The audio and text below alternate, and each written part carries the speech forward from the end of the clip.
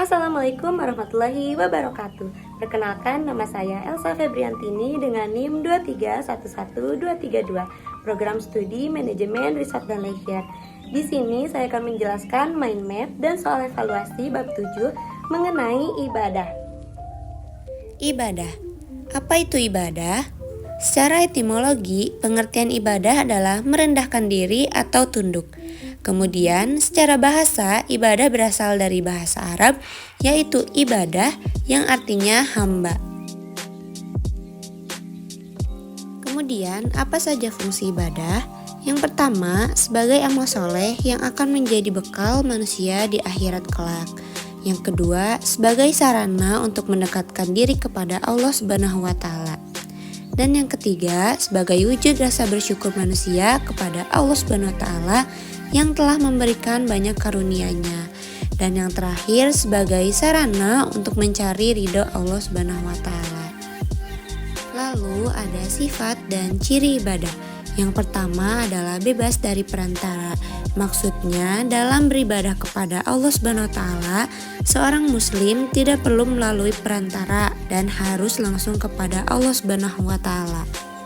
Yang kedua, tidak terikat pada tempat-tempat khusus. Di agama Islam, dalam beribadah tidak diharuskan pada tempat-tempat yang khusus kecuali ibadah haji. Asalkan tempat itu bersih dan suci, maka dapat dipakai untuk beribadah. Dan yang terakhir adalah tidak memberatkan dan tidak menyulitkan, karena Allah tidak akan memberikan hambanya cobaan di luar kemampuannya. Selanjutnya adalah macam-macam ibadah. Yang pertama adalah ibadah madah. Ibadah madah adalah aktivitas atau perbuatan yang sudah ditentukan rukun dan syaratnya. Contohnya adalah sholat, puasa, dan haji. Yang kedua adalah ibadah ghair madah. Ibadah ghair madah adalah segala perbuatan yang mendatangkan kebaikan kepada diri sendiri dan orang lain, serta dilakukan dengan niat ikhlas karena Allah Subhanahu wa Ta'ala.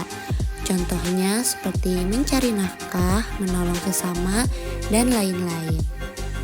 Dan yang ketiga adalah ibadah wajhain. Ibadah wajhain adalah ibadah yang memiliki dua sifat sekaligus, yaitu maddah dan ghair maddah. Maksudnya ialah sebagian tujuan persyaratannya dapat diketahui dan sebagian lainnya tidak dapat diketahui. Contohnya seperti nikah dan iddah. Kemudian kita masuk pada syarat-syarat ibadah. Yang pertama adalah ikhlas.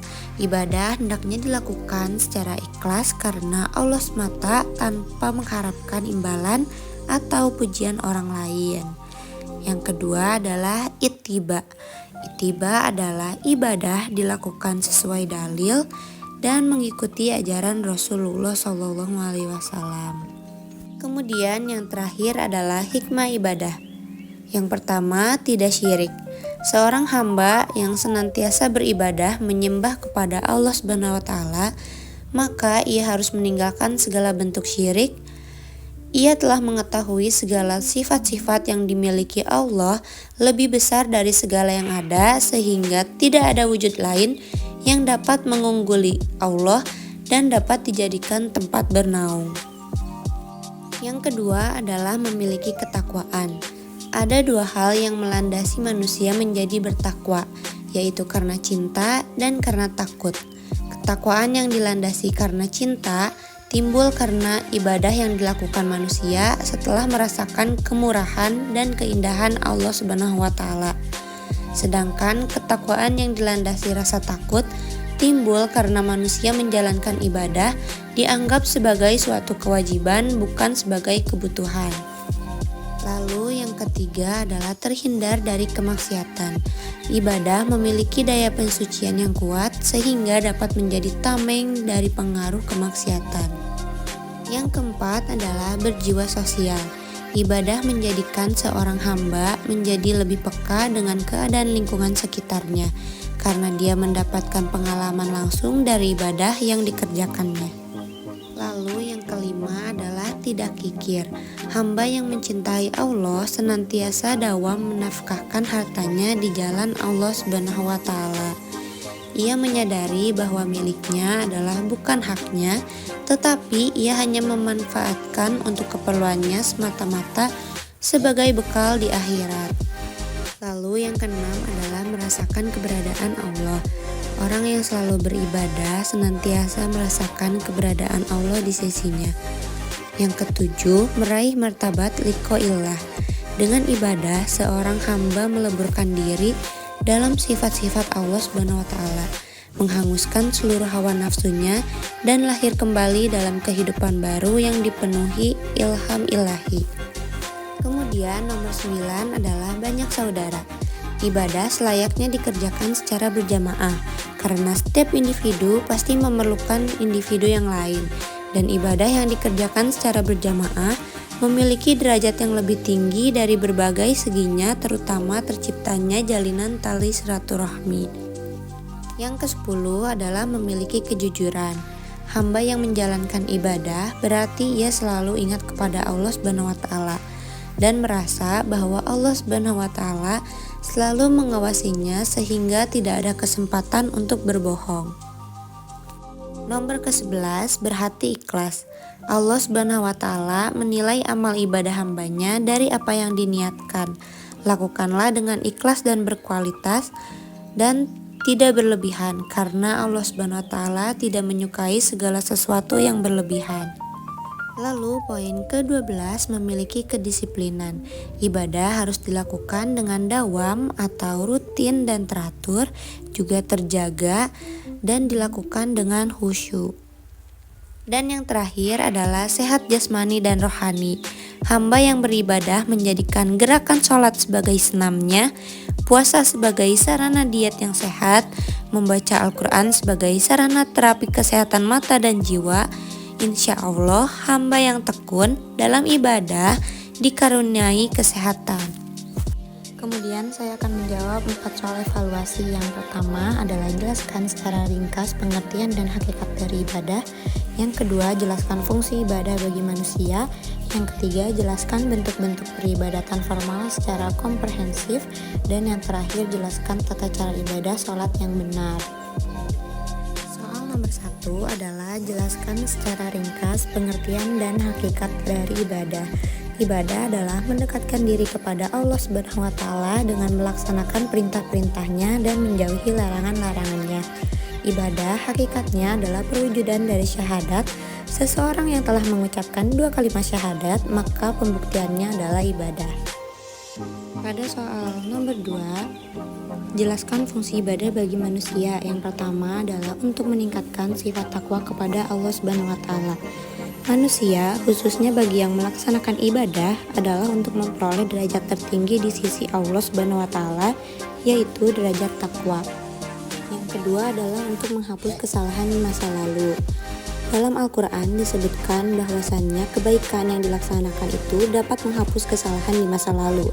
Ayat yang dimaksud terdapat pada Quran Surat Hud ayat 114.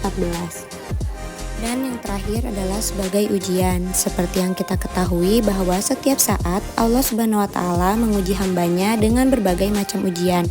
Termasuk diantaranya adalah ujian melalui perintah beribadah, yakni taat melaksanakan perintah dan taat untuk menjauhi larangannya.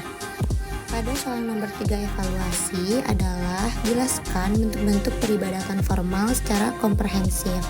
Peribadatan formal merupakan praktik ibadah yang diatur oleh aturan dan tata cara tertentu dalam suatu agama.